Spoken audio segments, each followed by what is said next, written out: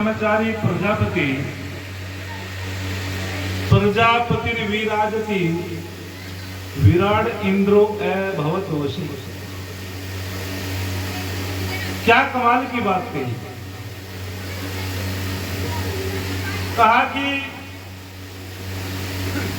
आचार्यो ब्रह्मचारी, यानी कि जो आचार्य और प्रजापति राजा के लिए कहा गया कि इन दोनों को ब्रह्मचर्य का पालन करना चाहिए।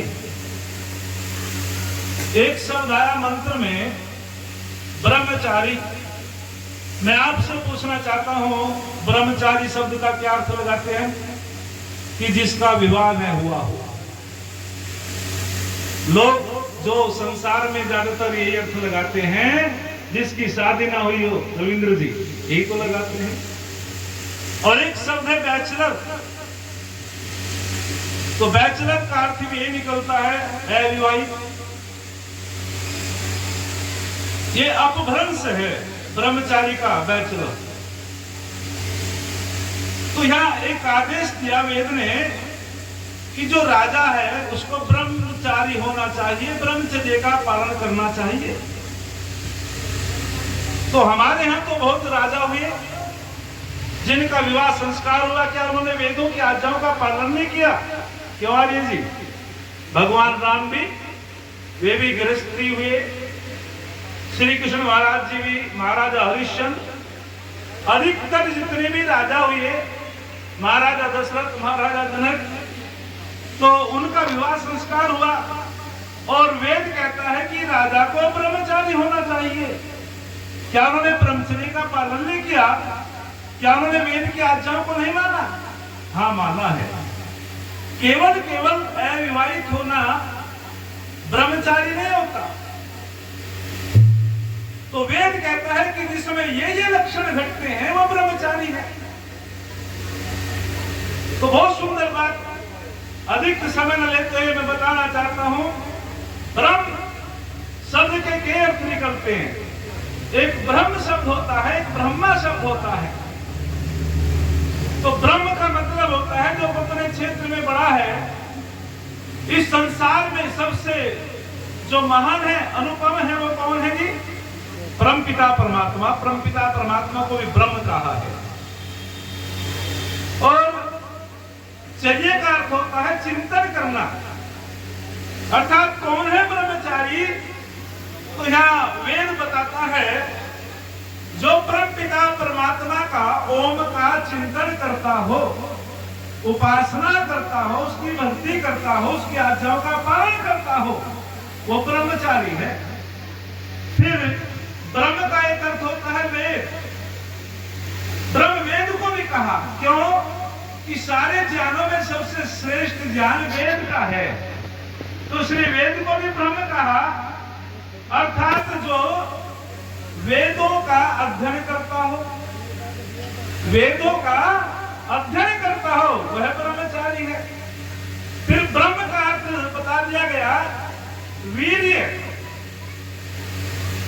अर्थात जो अपनी शक्ति का रक्षण करता हो वह ब्रह्मचारी है। और जो विद्या को प्राप्त करता हो वह ब्रह्मचारी है।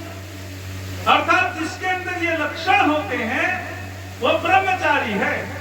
और कहा गया हमारे शास्त्रों में कि जो संयमी हो, पत्नीव्रत हो, लंपट ना हो, व्यभिचारी ना हो, जो ऋतुगामी हो, जो संतान उत्पन्न करके योगीराज श्री कृष्ण महाराज जैसा जिसका जीवन चरित्र हो, जिसने केवल एक पुत्र को उत्पन्न किया और विवाह संस्कार के बाद 12 वर्षों का ब्रह्मचर्य का पालन किया और तप करके साधना करके फिर ब्रह्मचर्य का पालन किया, तो जो संयमी होता है, पत्नीव्रत होता है, वो विवाह संस्कार के बाद भी ब्रह्मचारी की कोटि में होता है।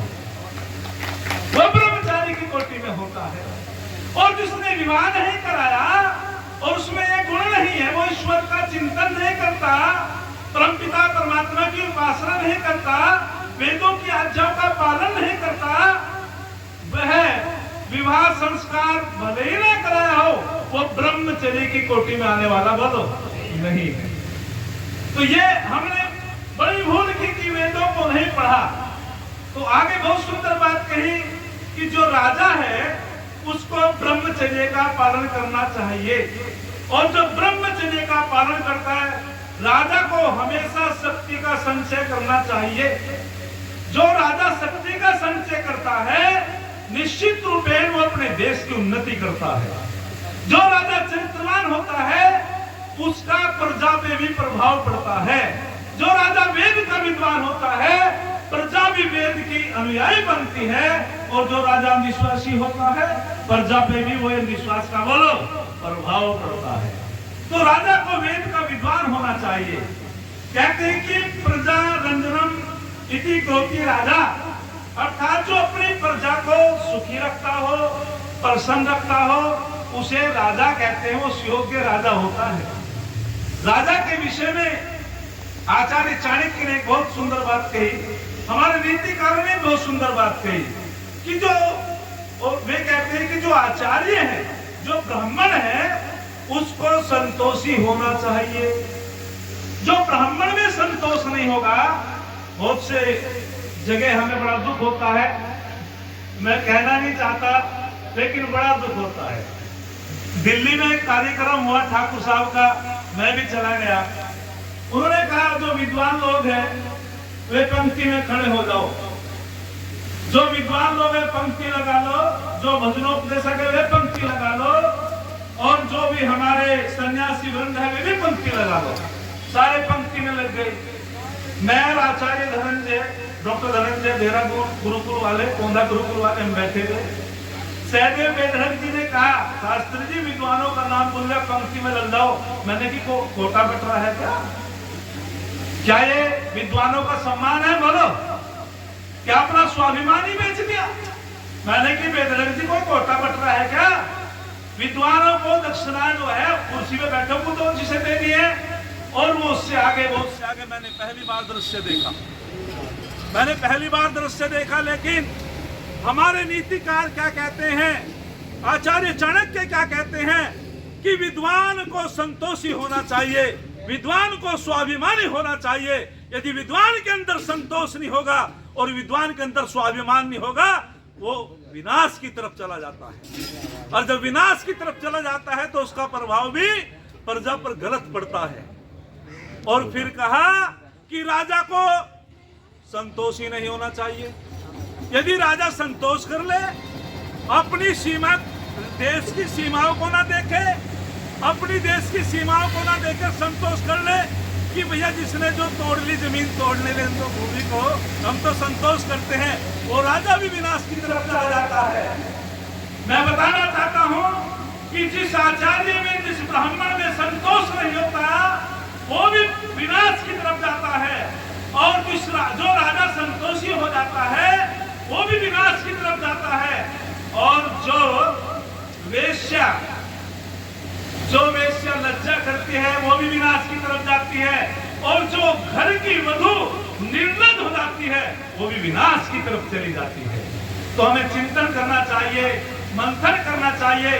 जब हम वेदों की आज्ञाओं का पालन करेंगे तभी जाकर के हम देश की उन्नति कर सकते हैं।